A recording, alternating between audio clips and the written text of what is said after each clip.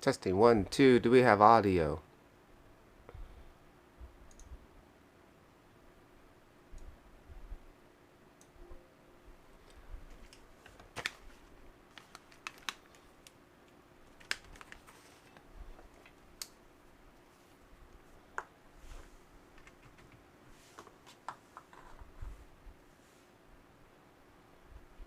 Looks like we got some audio. Yes. So we have 2 people. I don't know why that box is on the screen. Let's figure that out.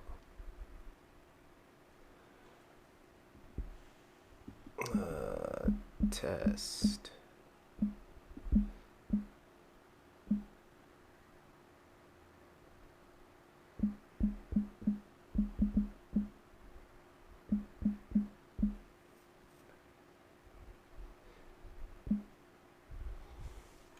Let's see now.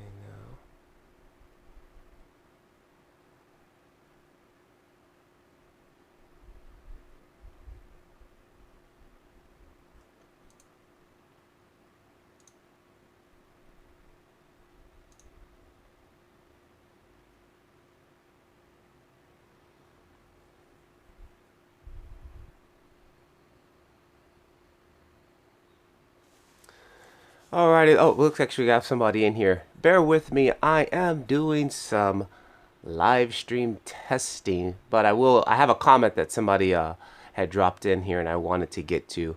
But for the moment, I am having some technical difficulties. I cannot get that black box off there. I don't know why it's on the screen like that.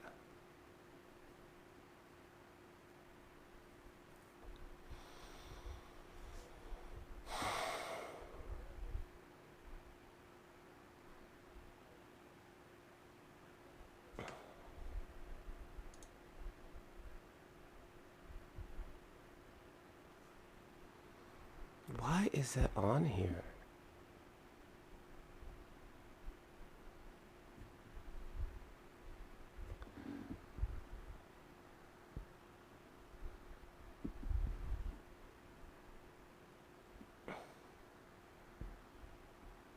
Yeah, I'm trying. I don't know why that it wasn't there last time I used this app, so I'm using the Labstream app at the moment, and I don't know why that box is on there.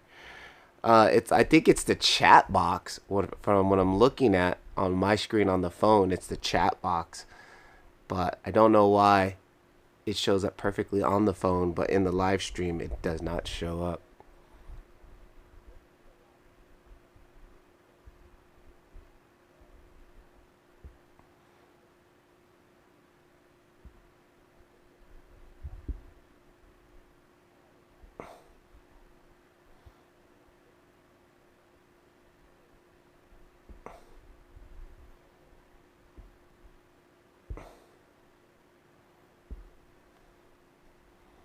Let's see if this helps it.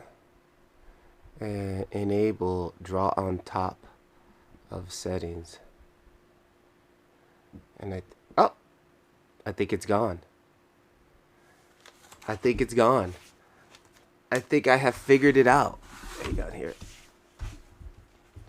Let's see. I think we're good. Okay. Is it fine now? Yeah, it's gone. Good.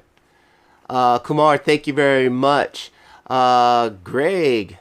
Yeah, now it's fine. Thanks, guys. Fantastic. Cool. So I'm trying to get this live stream stuff going. It's a little bit easier for me to, hang on. I need to mute myself here. Okay, good. Mute myself in the headphones. So I'm trying to get this live stream going because it's going to be, recently my videos have been taking a lot longer to put together. So I'm missing a lot of my, I like to try to post twice a week. I like to try to post once on Saturday and once on Wednesdays. But recently it's been falling back to like once a week. Just due to, I'm so busy with just life in general. Again, you guys, I'm not a full-time YouTuber. I just do this as a hobby. So, but I do want to get back to my twice a week, at least posting. So I figure I'm going to drop some more live streams in here because it's a little bit easier. no editing. So that's why we got to deal with these technical difficulties and these mistakes.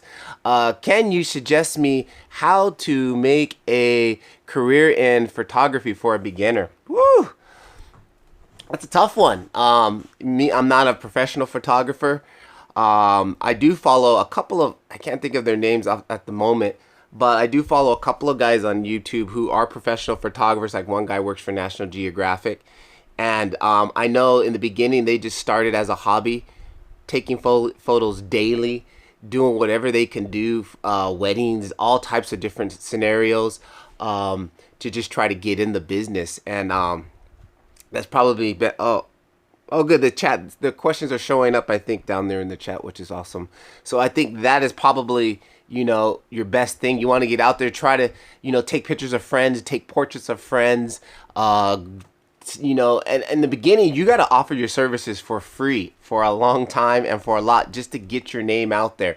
And maybe you continually to do that, then maybe somebody might be like, hey, I'll pay you to do some photos for me. And then, you start slowly making a niche for yourself. That's probably about the best suggestion I can do. With me, I mean, I've done a couple of paid gigs from doing video stuff like this. And believe it or not, at most of the paid gigs, I denied the money and just did it for experience and just, hey, tell your friends about me. And then that kind of picks up more traffic. So that might be something you might want to look at. But just get out there, do a lot of stuff, take a lot of photos. Friends are the best way to spread the word. Do a lot of portraits of friends and things of that type of sort. And, you just got to keep doing it and doing it. So let's see here. I think the questions are popping up in the stream. I'm not sure if that's working for you guys. Greg, Gare, sorry if I mispronounced the names, guys. Thank you to you. I started making 1-minute shorts. Got a new perspective on photography and mobile filmmaking. I love the 1-minute shorts and just making quick shorts. At the moment, ever since I've had my daughter, I just don't have time to get in there and get the shots. She's getting older now, so she's getting a less super needy. So it gives me some free time. But then most of the days, my free time, I'm doing this. I'm trying to edit a video for the next video or something of that sort. So it's kind of like just finding this balance here. So one other thing here, let me check here. I got my laptop down here on the bottom on the floor, and let's see here. I want to make sure everything is coming in pretty cool for you guys. Like I said, I'm using this free app. I'm using the free app called Lab Streams. And I guess it's really famous, or a lot of the Twitch guys and all the video game people use this app. So I think the comments or the questions might be popping up on screen. Kumar, I can't afford a DSLR. Can you suggest me the best budget phone for photography? Honestly, right now, any phone that you buy in the last 5 years is good. Like my phone, I'm using a Samsung Galaxy S7 Edge 7. They're on the 10 right now. And if you go to my Instagram feed, my photos are acceptable. Like, and honestly, I'm going to say I've shot in almost better photos using my cell phone than I had my Canon EOS camera. My Canon EOS M is very old. It was Canon's first mirrorless camera, and I think it's maybe 15 years old or something. And I'm able to get some decent shots right here out of my cell phone. Any cell phone you buy right now, the cameras are going to be fantastic. The thing to making your images look great is that manual setting. I stress this more than more. You got to get in and you got to start using manual settings on your camera. That's how you're going to get the best shots. Even if you had a DSLR and you used it in auto mode, you got to put it in manual mode. Any camera, you got to put it in manual mode to get the best shots. Let's see here. Let me try to drop this down here so I can keep up to the question. Racing, how to edit a cinematic video. Now, when you mean cinematic, exactly, the word cinematic is funny that these days, every time we throw something on the screen, we call it cinematic. But do you think in terms of cinematic, what exactly are you looking to do? Do you just want to make it look a little bit better? One, it comes down to, again, shot types, framing. How are we framing our shot? What shot type are you using? Are you using a close-up? Are you using a wide shot?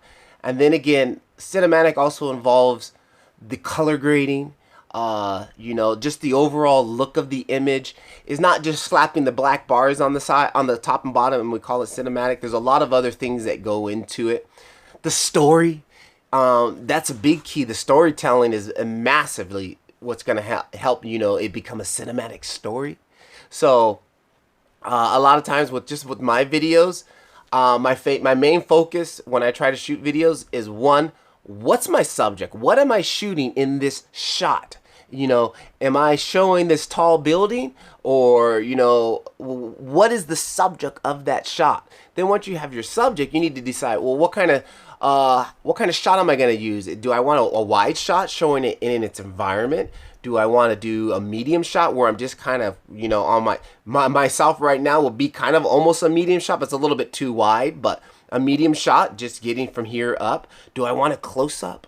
On the eyes, extreme close up. So you got to figure, that's the main thing. One tip that I would say is, one, every time you hit the record button, ask yourself, what do I want the audience to see in this shot? And then from there, you dictate what you want to do. Should I get in close? Should I get in medium? And then, are they moving? Do I need to move with them? Is there something they're looking at that I want to pan to and show them? So there's a lot of things that come in and just being cinematic. So I would say very focused on one, your shot type and your subject and the framing. How are you going to frame them in the shot? That'll probably be the best thing. As far as actual editing techniques go, I really want to do editing tutorials, but my laptop is just not, it doesn't handle screen recording while I'm in Adobe Premiere. So it's very hard. Like, I don't want to show it to you guys in the videos like that. It's gonna be like that, so that's why I don't do any editing style tutorial videos. But I hope to in the future. That's another thing. My laptop is not like state of the art. It's actually, when I bought it, it was mainly like a word processing, you know, Microsoft Office style laptop. I just deleted all that stuff. I don't put games on here, and I just had my Adobe software on here, my Premiere, my After Effects, and right now I'm heavily into 3D. So 3D, I'm using Blender, which is a free program, which is super fantastic. That's another reason why I haven't been posting as much, because I've been studying a lot of 3D stuff right now. If you guys have a laptop, you want to get into 3D, Blender, free software, fantastic, fantastic. Let me get back to some of these questions here. This is fantastic. Let me know, do you guys like the new stream setup? We got the questions popping up. If you like that, smash that like button really fast. And then let's see, let me back up here on some of the questions here. Oh, man, I missed a lot of stuff. Sorry, guys. Hi, Patrick. Alrighty, Psycho Cho. Hi, Patrick. Can you give me a shout out? Shout out. Let's see, what else do we got here? Kumar, which photo editing software you use in your mobile? Okay, that's another good question. Matter of fact, let me just jump in. Let's see. Bear with me, guys. Let's jump in here, and I'm going to see if I can just show you guys what... wrong one there. Let me just show you guys what I'm using on my phone here. Hang on. And we can jump into here. Okay. So now I'm wondering if this is going to pop out, if you guys can see if it's showing right side up. Hang on here, bear with me. Let me see as my feed catches up here. But basically, these are the apps that are pretty much on my phone that I use daily. I'm heavily all about Lightroom. That is one of my go-tos. Hang on one second here.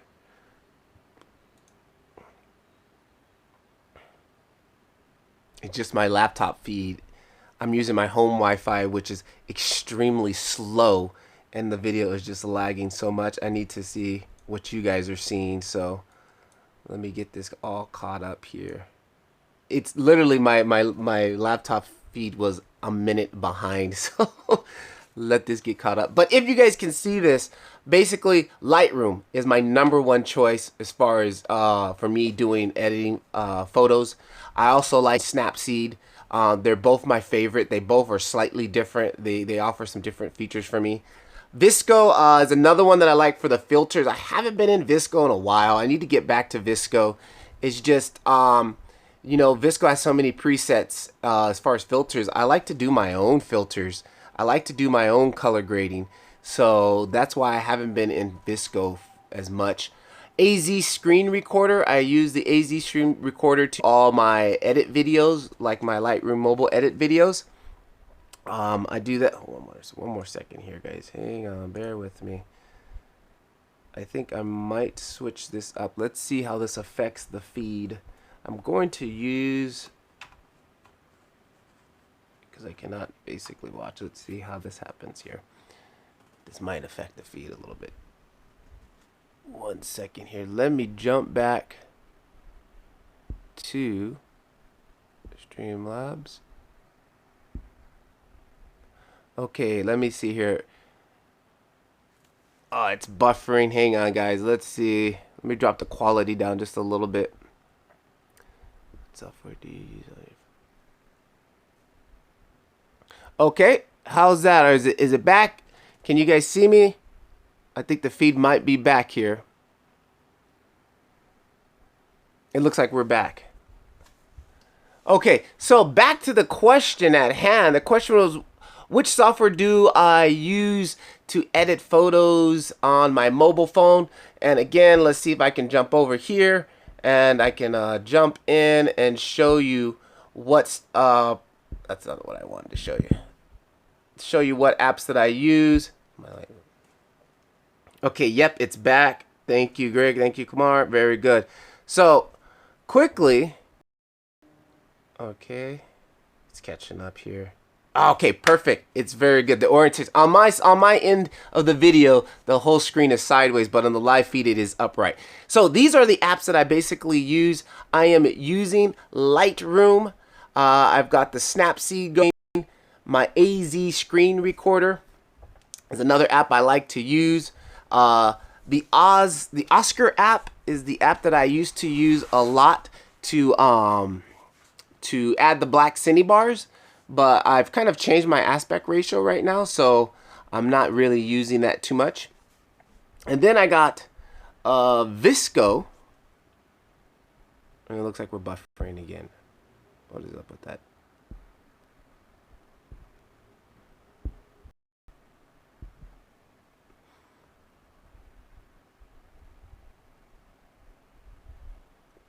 Hello?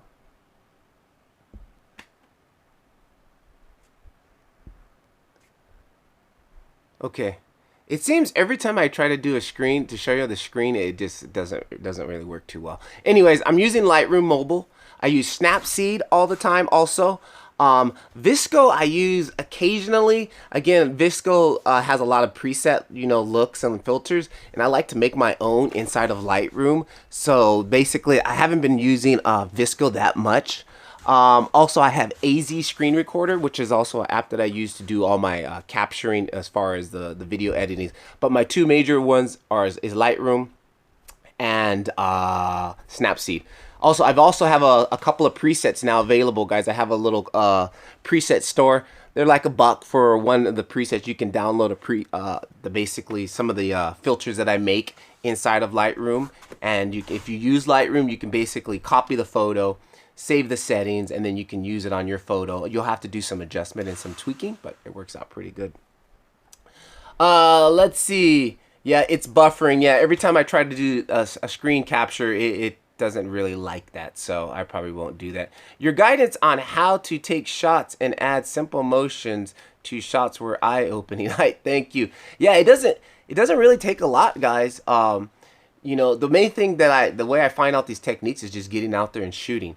Going out and taking photos, you know, okay, if I'm gonna take a photo, like you gotta think about this. The one position you shouldn't take photos in is when we're standing up and then we're just holding the camera like this.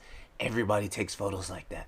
Try something higher, try something lower, down at your waist, get down on your knee, aim up, you know. Eye level, everybody shoots at eye level, so we're always used to seeing photos like that. You want to get from a different perspective that we normally don't see, which kind of makes your photos a little interesting. And that's the same rule that I use when I'm filming. If I'm filming something here and I remind myself, oh, hang on, I'll get down low, get down at an angle, try to move up to eye level or something. That just helps things out. It's buffering. Yep, you're back. Let's see here. Perfect location for a cinematic video. It can be anywhere. It can be you can make a. I've made some very cool videos just right here above on my desk. Again, it's just all about the framing of the shot, how you're framing the shot, the lighting. Is the lighting all moody and nice and cool, or is it just you got lights on? So I mean, even here, if I was to try to make something cinematic, it's just all about how you're going to frame it. For example, let's see. Let me just take you guys off the stand. So, I mean, if I was to try to frame, so here's just the standard framing. Okay, we're framed up. Now, how can I make this kind of look interesting or different? I wouldn't say cinematic, but different. Well, if I go like this and just kind of tilt it down, now you got like the hero shot. Dun dun dun. Yeah, where is he? Rotate around or something. Again, then you got another shot up here. This kind of typically makes a person or the subject, weak. I don't look as, if I'm a superhero and I'm like here and I'm looking up at you like dun dun dun, I don't look that menacing or scary. Unlike this angle where it's like dun dun dun, the hero shot. So it just all depends. Dutch angle. You got these. It just all depends on how you're going to get the shot. And here's a cinematic shot, close up on the eyes, dun dun dun dun dun dun dun. Versus here, close. And if I do the same movement, it doesn't look that dramatic. So it's all about framing, lighting. It all comes together for the package to make it cinematic. Let's see. Kamar, shout out. Definitely Kamar is in the house. Very good, great. Any advice on what settings to use for shooting video with a GoPro? I don't have a GoPro, but I do have a Muse Action Cam, which is kind of like a knockoff. And if you recently take a look on my Instagram feed, I shot a couple of shots with that. Again, let me try one more time, guys, to see if this is going to work. I want to see if I can jump onto my Instagram feed here and show you the photo. And let's go to Instagram.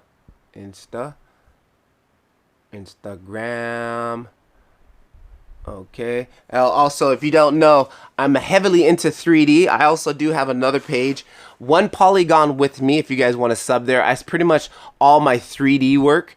I'm like I've said, I'm learning. I'm new to 3D, so typically this is my page where I post all my 3D work and stuff that I'm learning here. So definitely feel free to subscribe there. That's another interesting thing here. About getting cinematic with shots and angles. You can see this here. I shot this with my cell phone. Now, you're probably looking like, where is this? What is this? This is actually a pot for a plant. A plant was sitting in here. But I got so close and down up on this rock here that it just gives you a perspective that you normally don't see on a pot of a plant. So, just keeping that in mind. Again, it's all about your angles that you might want to use. And I'm trying to use most of my angles now that I'm learning in filming, also trying to add that into my 3D work. But let me jump back over to my Instagram so I can show you what I've been doing. I took a couple of shots with my action cam while I was out on vacation. And again, this was one shot that I took here using my GoPro action cam, or Muse action cam, and I took a photo. But again, it's all, instead of just holding it underwater taking a photo, I was swimming around trying to find something, again, interesting. So here we got, this little, it's a rock, it's a canyon in between a little rock here. And you can see here, I just got close enough where I had this here in the foreground. I got a little bit of foreground blur, and you can just see down. Again, it's just framing. It's all about framing, how you're going to frame the shot. And again, another interesting shot I took with my action cam, between, holding the camera I was holding the camera at my chest, aiming down slightly to get this little angle here. So again, just trying to explore different angles other than our standard angles. It's buffering. Hang on there.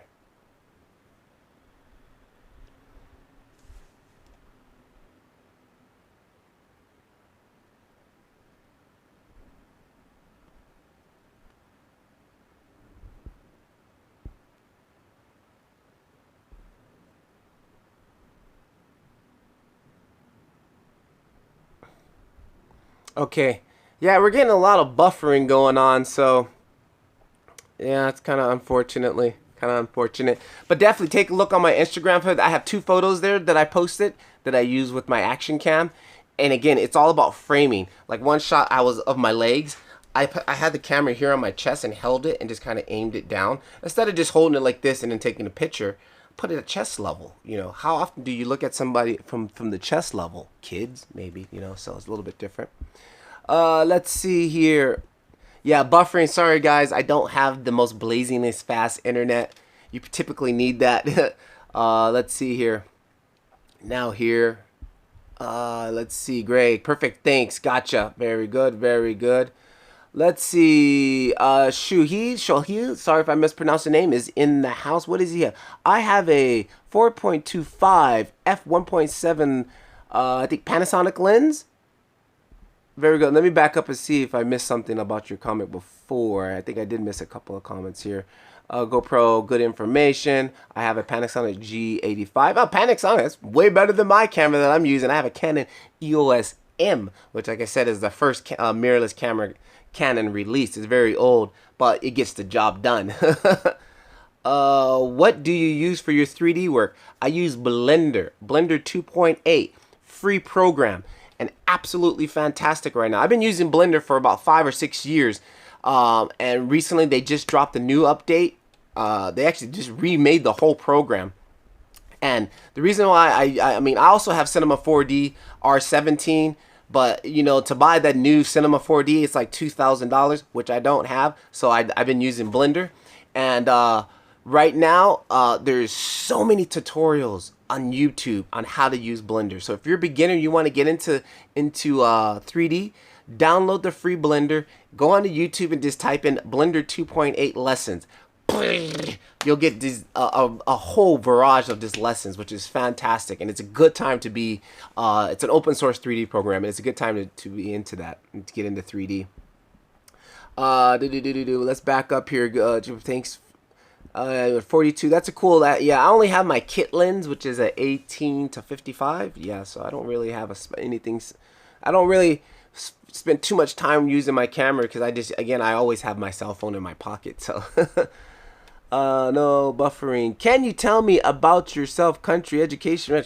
Well, basically, I probably really never have.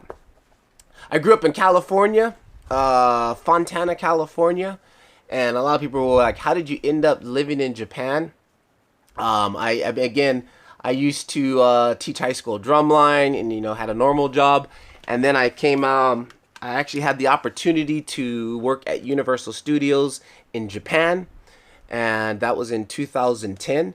And it was like a 3-month show, basically. I was here for 3 months living in Japan and working at Universal. Did that for maybe about 4 years and met my wife there. She was also a dancer at Universal, and basically, you know, came over back to the United States. I said, can you live here? She didn't like it.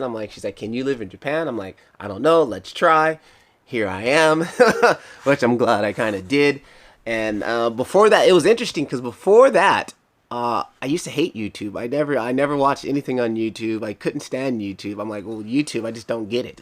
And not until I came here, and I basically watching TV, everything is in Japanese, so I hardly understood anything on TV. So I would go to YouTube to watch, you know, my favorite shows. I'm a big F1 fan. I would go to YouTube to watch Formula 1. And, you know, strolling along on YouTube, you know, you always get these recommended videos. And I think I stumbled upon Casey Neistat. And that was the first time I got introduced to whole vlogging and the whole world of vlogging and stuff. And after that, I was like, man, Casey, this is awesome. And I was like, man, this guy is fantastic. But again, he has a camera, so I couldn't do anything like that. And then I was like, wait a minute. I have a cell phone that has a camera. I can do the same thing. Now, I did go to school a long time ago for computer graphics, multimedia. So like, I understand how to use, you know, graphic programs. I understand how to use Premiere because that's what I learned at school. But again, at that time, it was very expensive to use Premiere. It was very expensive to have a camera. So once, you know, that was a more reasonable price, got a cell phone, I could start recording videos. It was super easy from there, you know. And once I started learning how good we can get the quality from our cell phones, that's where I was like, you know what? I don't even really need a camera. The only time I would say, the only time I do miss not having a camera is for lenses. You know, changing out a lens and going to like a 50 millimeter lens to a wide lens is fantastic. Here we only put the lens adapters on, but to actually have a true lens and be able to, you know, zoom in and zoom out, that's one thing where the cameras, you know, I miss having a camera because you really can't get that type of look. But you can do so much. I mean, I can do almost anything on my phone. I don't feel like, you know, I can't do anything on my phone. I feel like I can do anything on my phone. Let's see. What about Filmora for editing? Filmora is that for the iPhone? I think it's on the iPhone side. I seen one new program for the iPhones, which is very good, like very, very fantastic little app. But I don't have any iPhone stuff. I don't have any iPhone gear, so I'm not able to try out that. But I think that is one of the top apps for the iPhone side, and I think that might be something good. Cool, going to download it now. Thanks. Awesome. It's for Android. It's for Android. Filmora Go. Really? No, I haven't heard of it. Again, the biggest ones that I use is KineMaster and iShot. I like iShot because it's quick and easy. I use iShot to do all my edits for Instagram videos. And things like that. That's another thing. Hang on, I wanted the whole point of this video was to also to let me load up this. I wanted you guys to see this here because this was a great little question that popped up here in the feed. Here, this question here from Charlie McGraw.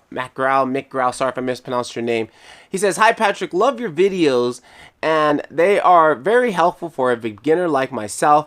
I don't make money from making videos and don't have many followers. But for one video I have 10K. Can you help me with this question?" His question is, "I like to post videos on Instagram as well as YouTube, but always have problems posting to Instagram for filming for YouTube. Can you straighten me out on this question?" This is a fantastic question, and this was the question that which actually got me motivated to pop up this stream here. So, good question because I do both. I post to Instagram and I post to YouTube. Now, one thing you gotta realize, for me, my main source of viewers are on cell phones, and I just found this out about 6 or 7 months ago. I was going to my YouTube analytics and most of my followers watch me on their cell phone. So that brought me to an idea. Well, if they're watching me on their cell phones, most of the time they're holding their phone like this. So I started posting some vertical video. And I didn't know at that time, YouTube actually will, if you post a vertical video, YouTube will post it vertical in your phone too. So that's why, like most of the mobile editing videos, I post them like this in vertical.